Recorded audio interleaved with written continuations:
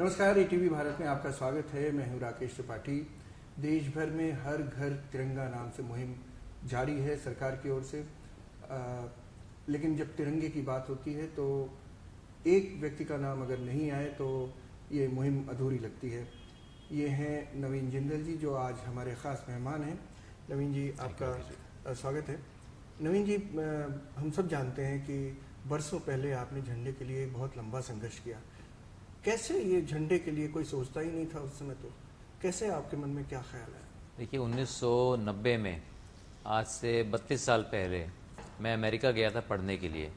तो मैंने देखा कि अमेरिकन्स जो हैं अपने अपने घरों के ऊपर बहुत गर्व से अमेरिका का झंडा दर्शाते हैं।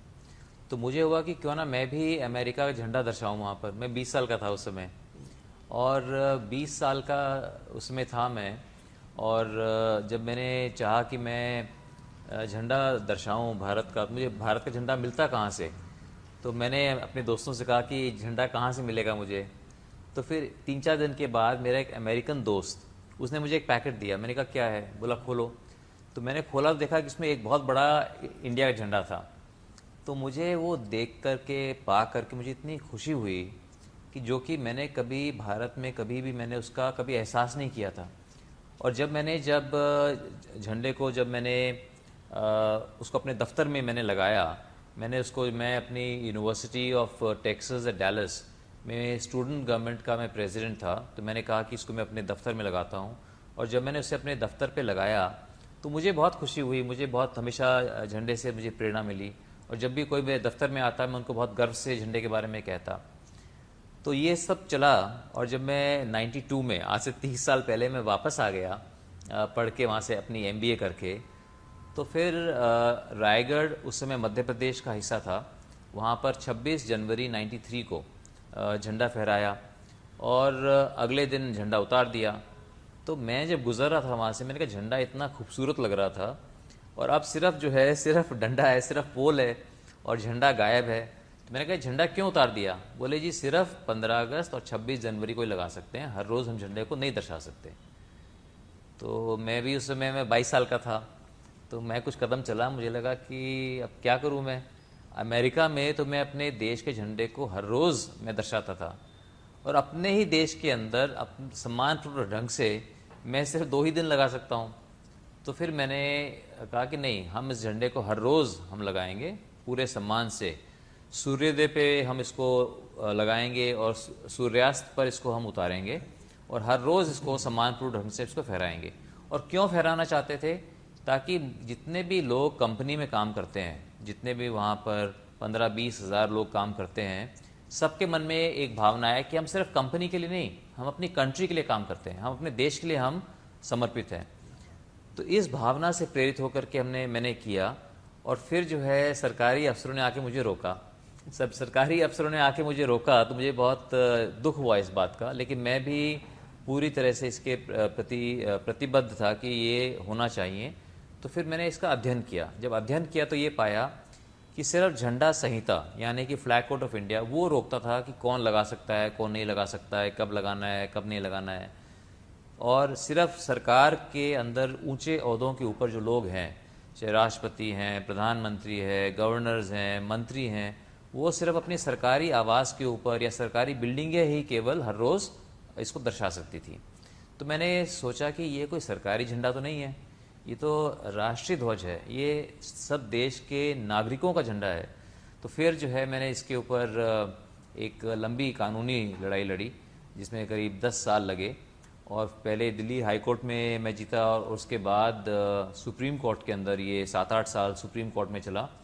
और 23 जनवरी 2004 को हमारे माननीय उच्चतम न्यायालय ने एक ऐतिहासिक फैसला दिया, और जिसके अंदर झंडा फहराने को हमारा इसको मौलिक अधिकार इसको ठहराया। और उसमें उन्होंने ये इस बात को स्पष्ट किया कि झंडा फहराना वाक और अभिव्यक्ति की स्वतंत्रता का एक अभिन्न अंग है। जब हम झंडा फहराते हैं तो हम अपने देश के प्रति अपना प्रेम, अपना विश्वास हम उजागर करते हैं। तो मुझे इस बात की बहुत खुशी हुई कि हमें सब भारतीयों को ये हक मिला कि हम हर रोज़ अपने सबसे देश के सबसे पावन प्रतीक को हम दर्शा सकते हैं, और इससे प्रेरित होकर अपने आप को देश के प्रति समर्पित कर सकते हैं। लेकिन जब ये हुआ तो पहली बार क्योंकि हमें ये हक मिला तो लोग फिर भी इसको दर्शा नहीं रहे थे। लोगों के मन में बहुत से संशय थे, लोग डरते थे कि कहीं कुछ गलती ना हो जाए। तो फिर हमने जो है फ्लैग फाउंडेशन का गठन किया, जिसके अंदर मैं और मेरी वाइफ शालू, हमने इसके अंदर इसको पॉपुलराइज करने के लिए कहीं पेंटिंग एग्जीबिशंस कराई, कहीं किताबें इसके ऊपर निकाली, जगह जगह ऊंचे ऊंचे मॉन्यूमेंटल फ्लैग्स, करीब 100 के करीब फ्लैग फाउंडेशन ऑफ इंडिया ने, जैसे आप देखते हैं सेंट्रल पार्क यानी कैनॉट प्लेस दिल्ली के अंदर आप देखते हैं कि ऊंचा झंडा है, और पूरे देश के अंदर बहुत ऊंचे ऊंचे झंडे लगाए। तो लगभग 100 के करीब फ्लैग फाउंडेशन ऑफ इंडिया ने लगाए, हमने लगाए, और देखा देखी इससे प्रेरित होकर लगभग 600 के करीब और लोगों ने भी लगाए। तो आप सबको जानकर ये बहुत गर्व होगा कि आज भारत के अंदर दुनिया में किसी भी देश के मुकाबले सबसे अधिक ऊंचे झंडे हैं।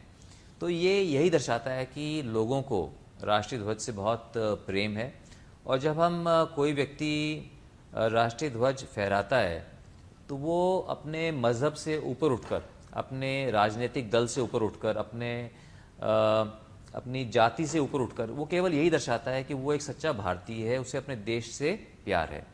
तो मेरा ये सपना है कि 30 साल से मैं इसमें प्रयासरत हूँ कि हर व्यक्ति अपने अपने घर में तिरंगा झंडा फहराए।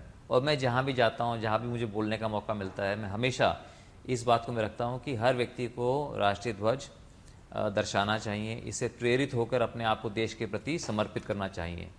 तो इसलिए आज जो भारत सरकार ने जो मुहिम छेड़ी है, भारत सरकार ने जो हर घर तिरंगा जो के उद्देश्य से माननीय प्रधानमंत्री भी सबको प्रेरित कर रहे हैं कि झंडा हर व्यक्ति फहराए, तो मैं इसके लिए मैं माननीय प्रधानमंत्री जी का भी मैं बहुत आभारी हूँ, भारत सरकार का आभारी हूँ, क्योंकि इससे जो है मैं समझता हूँ कि हमारे देश में एक क्रांति आ सकती है।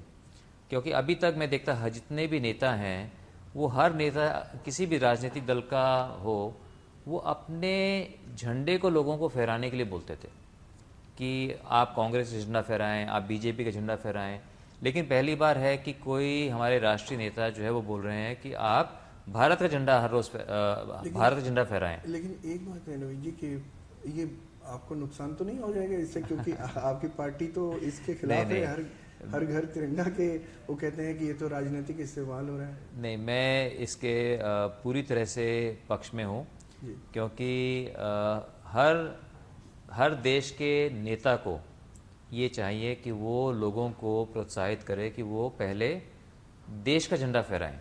तो इसलिए कांग्रेस पार्टी ने भी जो है इस बात का जो है समर्थन किया है, और जो बदलाव अभी आए, जो कि झंडा संहिता के अंदर, ये बदलाव झंडा संहिता में तो आज आए हैं, लेकिन 2010 के अंदर इनको स्पष्ट कर दिया गया था कि राष्ट्रीय ध्वज किसी भी मटेरियल का बनाया जा सकता है। जरूरी नहीं है कि खादी का ही हो, ये नायलन का हो सकता है, पॉलिएस्टर का हो सकता है।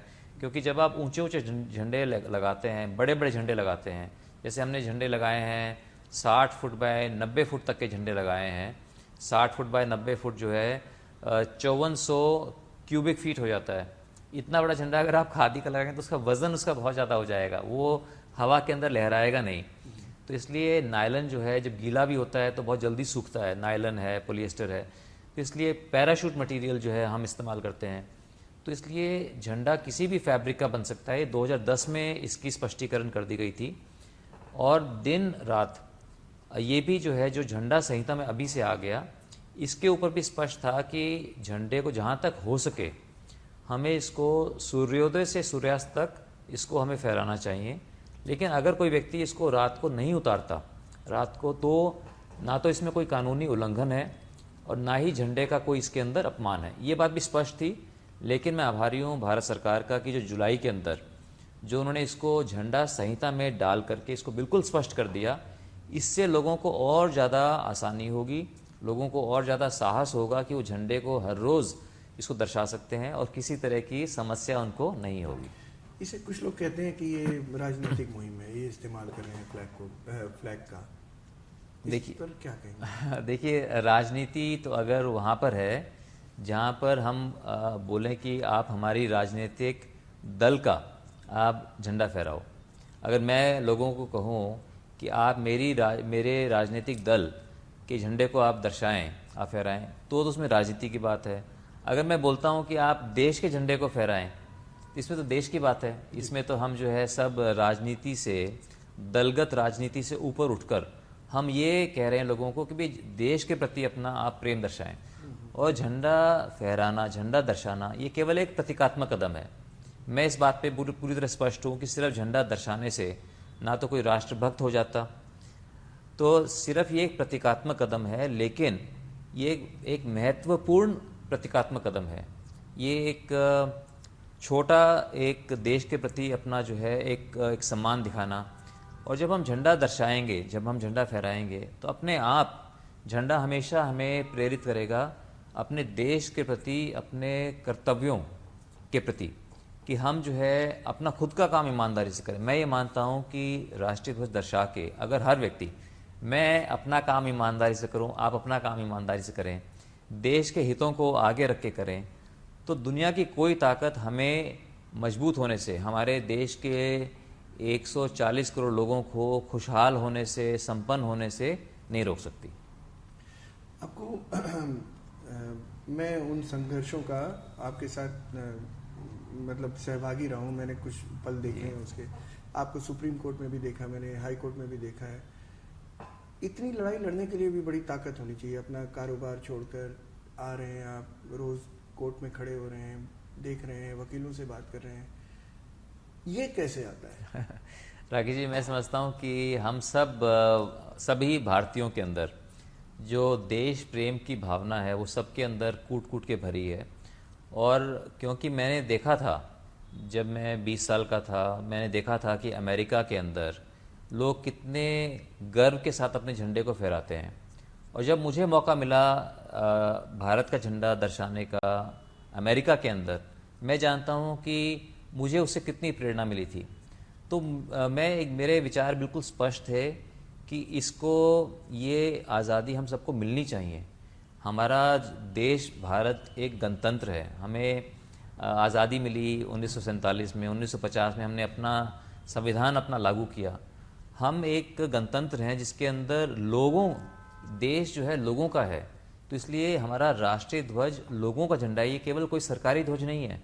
और जब लोग इसको दर्शाएंगे तो इससे झंडे की गरिमा बढ़ेगी, लोगों का देश के प्रति प्रेम बढ़ेगा। तो इसलिए जो है मुझे इस पर मैं इसके बारे में बहुत ठोस मेरे विचार थे कि ये हमको मिलना चाहिए। जैसे बाकी दुनिया में लोग अपने देश के झंडे को दर्शाते हैं, हमें भी ये हक मिलना चाहिए। और आज मुझे बहुत खुशी है कि ये हक हमें मिला है। और ये आप देखेंगे पिछले 15-20 वर्षों के अंदर कि झंडा फहराना बहुत पॉपुलर भी हुआ है, चाहे आप क्रिकेट मैच में जाएं, चाहे किसी आंदोलन में भी। ऐसा क्यों हुआ है? क्योंकि अब अलाउड है, पहले जो है अलाउड ही नहीं था। वो तो पहला श्रेय तो आपको जाता है, क्रेडिट वो तो आप। लेकिन आपको लगता है कि शायद इस सरकार ने, आपको लगता है कि मतलब इर्रेस्पेक्टिव ऑफ पार्टी लाइन, इस सरकार ने इन चीज़ों को थोड़ा सा सपोर्ट किया है?